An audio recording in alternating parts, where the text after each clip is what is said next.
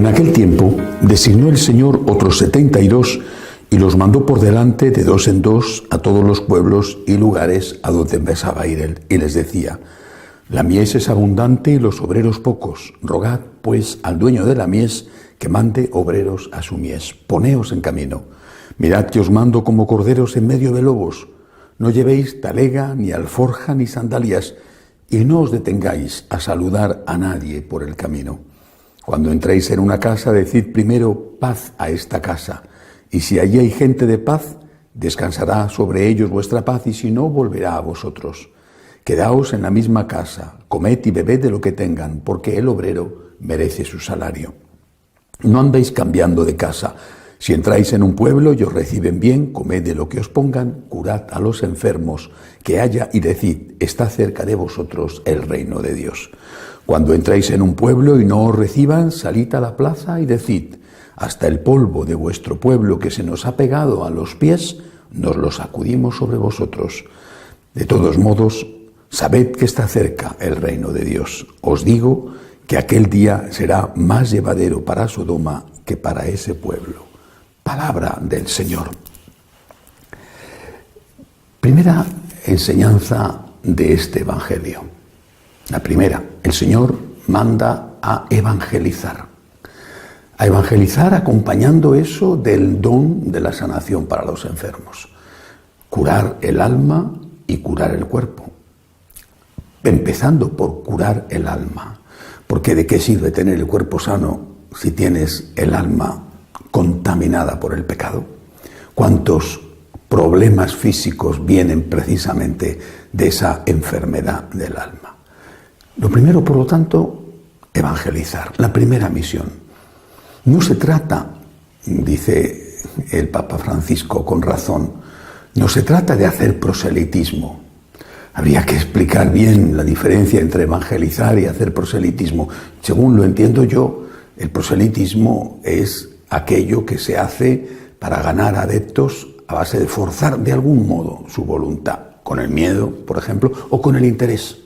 Te doy dinero y tú vienes a mi grupo, a mi religión, y si no, no te doy dinero. Bueno, la evangelización, dice el Papa Francisco con razón, consiste en primer lugar en la atracción del testimonio y también de la palabra, y usa una frase que decía San Francisco de Asís, cuando mandaba también a sus frailes de dos en dos, como dice Jesús. San Francisco lo hace porque copia a Jesús.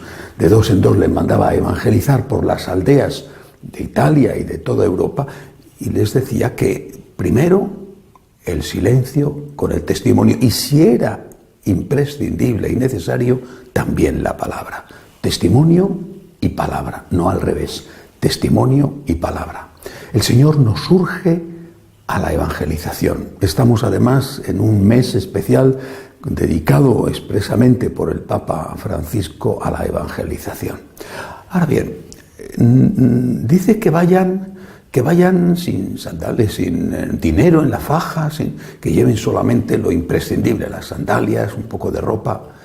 ¿Por qué dice eso Jesús? ¿No sería muchísimo más eficaz para la evangelización que contaran con muchos medios, que tuvieran padrinos, que tuvieran la protección de los poderosos? Bueno, ¿no sería eso mucho más importante si de lo que se trata es de que muchos conozcan a Jesús? Cuantos más medios tengamos a disposición, más fácil será esa evangelización. Bueno, efectivamente los medios son necesarios y la Iglesia los ha empleado siempre, y la ayuda de aquellos que tenían esos medios ha sido fundamental para la evangelización. Pero el Señor les manda así porque quiere que no confíen en esos medios. Son necesarios, pero quiere que no confíen en ellos.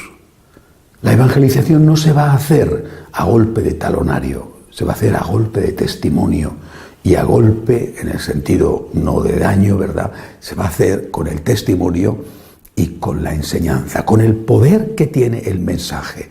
Así es como se va a hacer la evangelización, así fue como se hizo.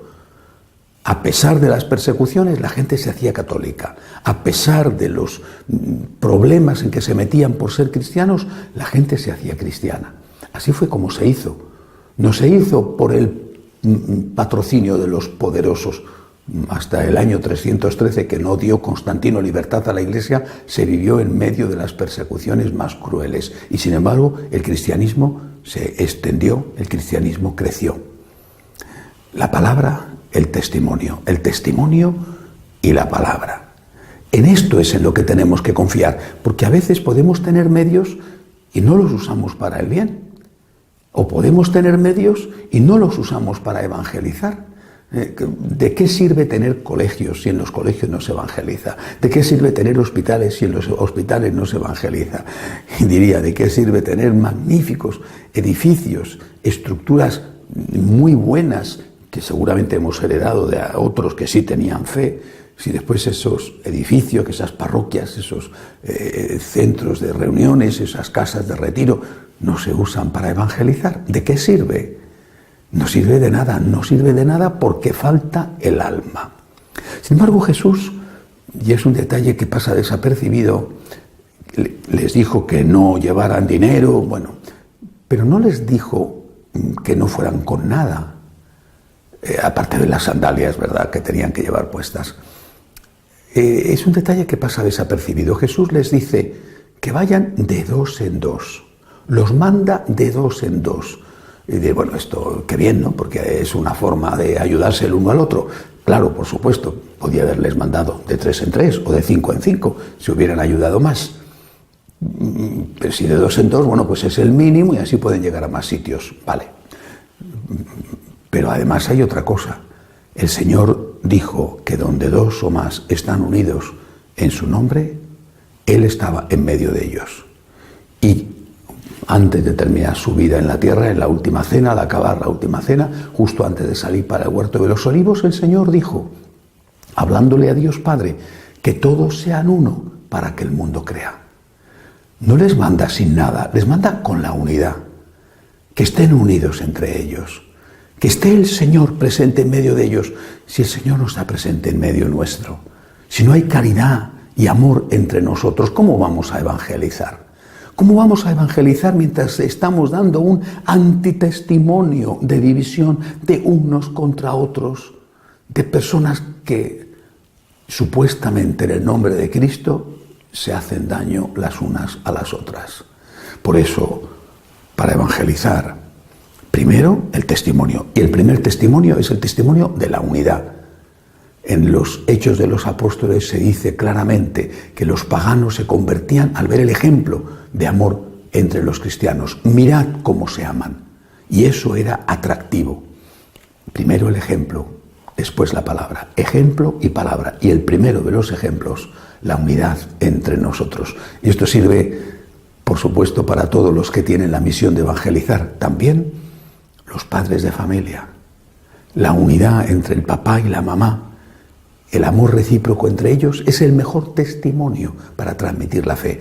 Si se están peleando, si hay gritos, si no hay amor, ¿cómo van después a presentar el mensaje de Jesús? Por lo menos uno tiene que intentar que al menos en la parte que a uno le toca, ¿verdad?, no haya esos fallos.